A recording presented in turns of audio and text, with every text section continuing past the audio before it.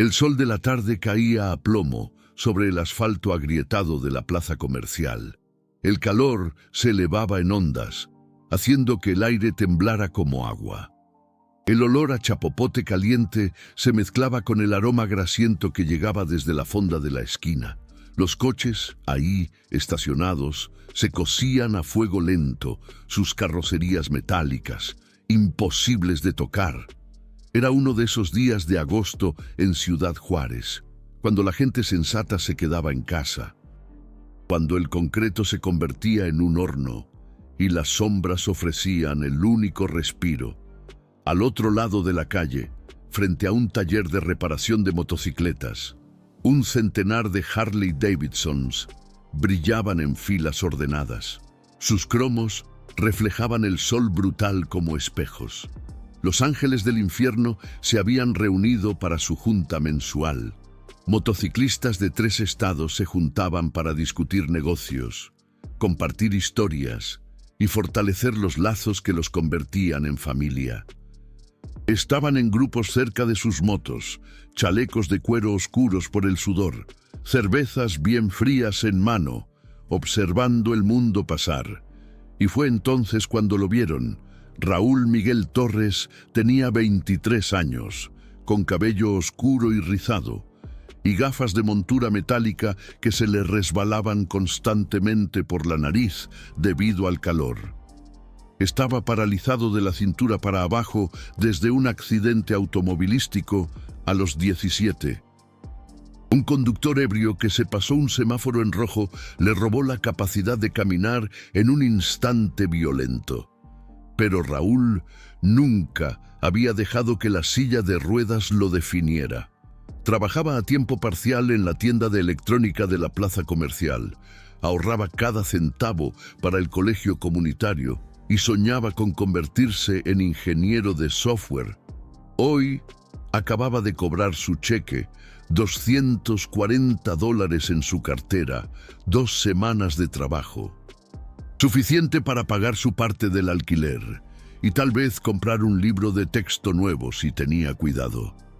Antes de que avancemos más, si crees en la justicia, en defender a los vulnerables y en la idea de que todavía existen personas buenas en este mundo, asegúrate de darle like, comentar, compartir y suscribirte a este canal. Dinos en los comentarios desde dónde nos estás viendo, porque lo que estás a punto de ver restablecerá tu fe en la humanidad. Raúl se desplazaba en su silla de ruedas por el estacionamiento, dirigiéndose hacia la parada del autobús al otro lado. Las ruedas de su silla hacían clic rítmicamente contra el pavimento caliente. No notó a los 5 adolescentes que lo seguían hasta que fue demasiado tarde. Salieron de la nada. 5 muchachos de 16 o 17 años, con paliacates rojos a juego y sonrisas burlonas que hablaban de crueldad casual. El líder, un chico alto con la cabeza rapada y una cadena de oro alrededor de su cuello, se colocó directamente frente a la silla de ruedas de Raúl, bloqueándole el paso. «¿Qué tenemos aquí?», dijo el líder, con la voz goteando sarcasmo. «Miren al tullido tratando de rodar a algún lugar importante». Los demás se rieron, se dispersaron, rodeando a Raúl en un círculo flojo. El corazón de Raúl latía con fuerza contra sus costillas. Ya había pasado por esto antes. Las burlas, la crueldad, la violencia casual que algunas personas dirigían hacia cualquiera que percibían como débil. «Por favor», dijo Raúl, manteniendo su voz firme a pesar de su miedo. «No quiero problemas». El líder se inclinó hasta que su rostro estuvo a centímetros del de Raúl. Su aliento olía a cigarrillos baratos y bebidas energéticas. «Los problemas te encontraron de todos modos. Mocito, entrega tu cartera, el teléfono también. Todo». Raúl pensó en resistirse. Por un breve e indignado momento, consideró defenderse, pero eran 5 de ellos y ni siquiera podía ponerse de pie. Las matemáticas eran brutalmente simples. Metió la mano en su bolsillo y sacó su cartera. El líder se la arrebató, rebuscó entre los billetes y sonrió. $240. No está mal, tullido. Se guardó el dinero en el bolsillo y arrojó la cartera vacía sobre el regazo de Raúl. El teléfono, exigió otro adolescente. Raúl se lo entregó. Sentía la garganta apretada. Ese dinero era su alquiler, su comida, su futuro, y no había nada que pudiera hacer.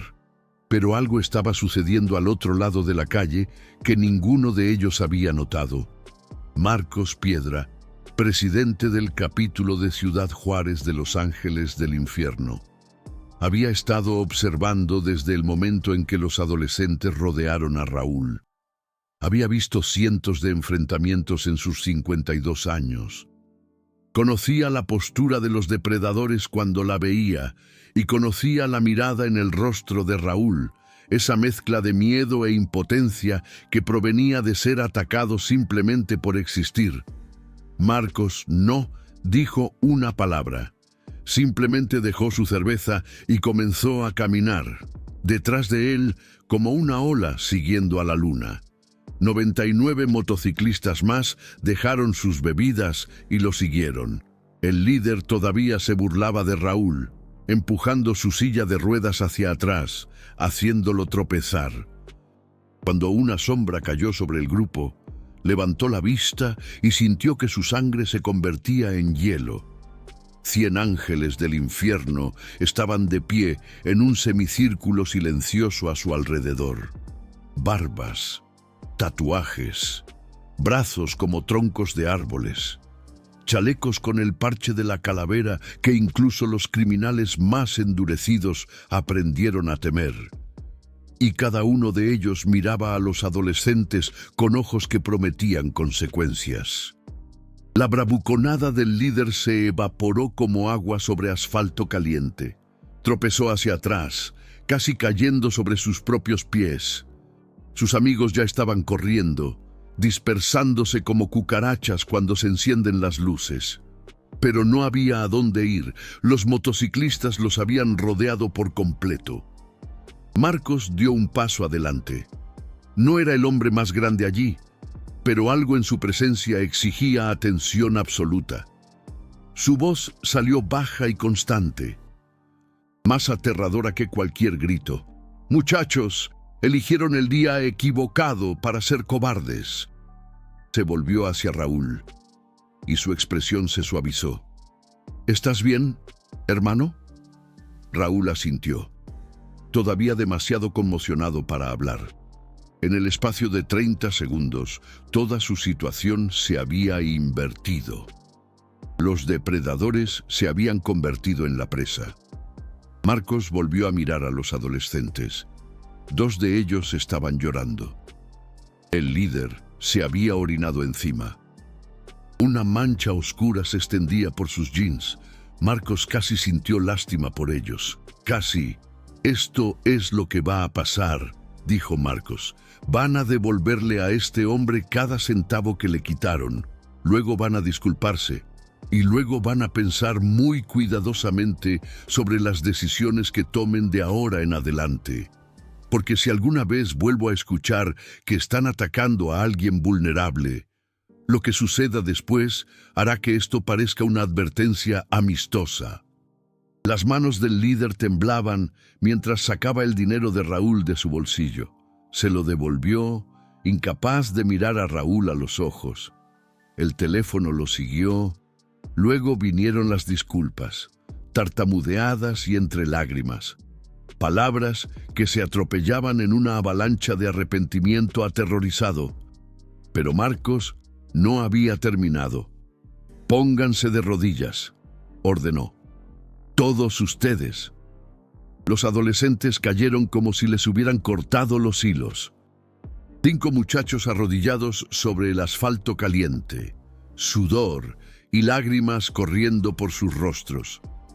Ahora van a decirle a este hombre exactamente lo que iban a hacer con su dinero del alquiler, su dinero de la comida.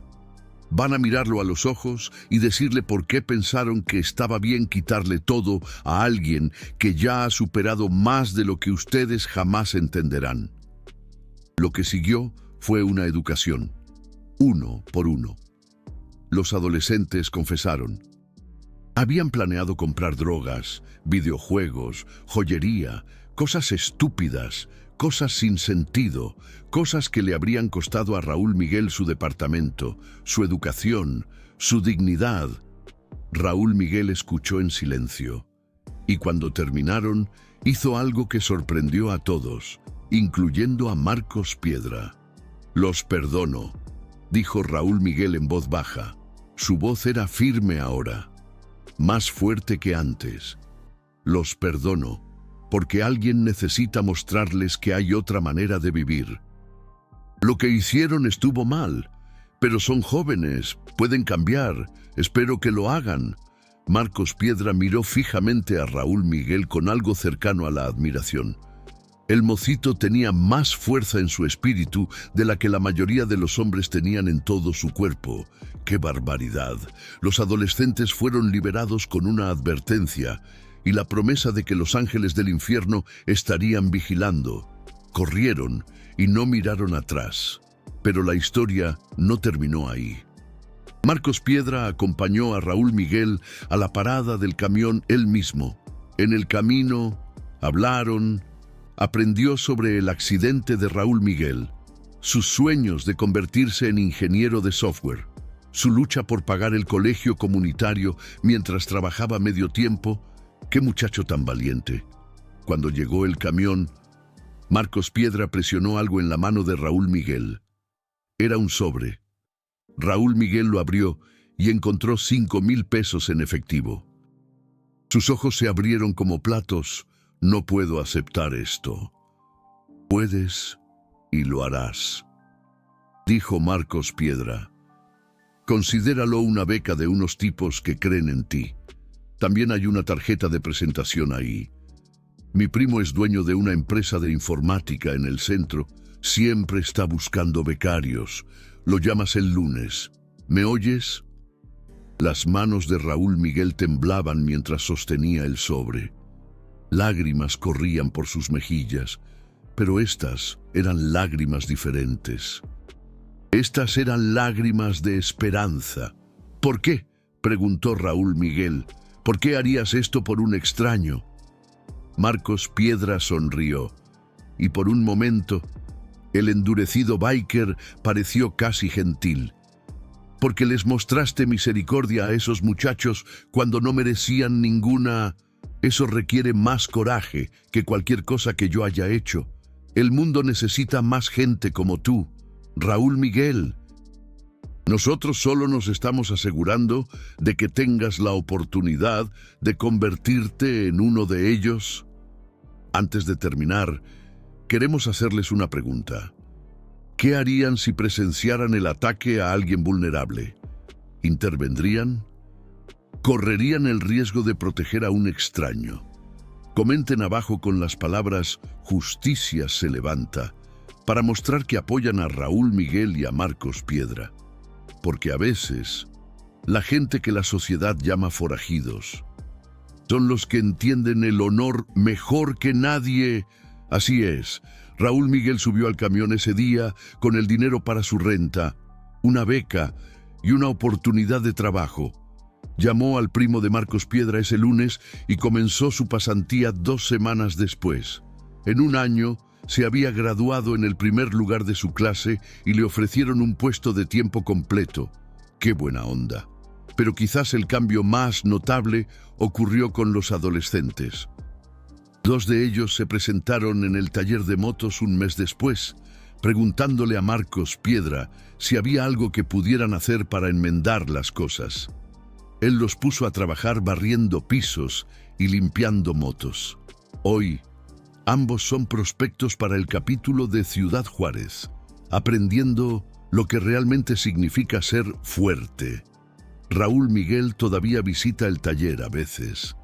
Lleva café y donas, se sienta con los bikers y escucha sus historias. Lo llaman hermanito, Él los llama familia, pura vida.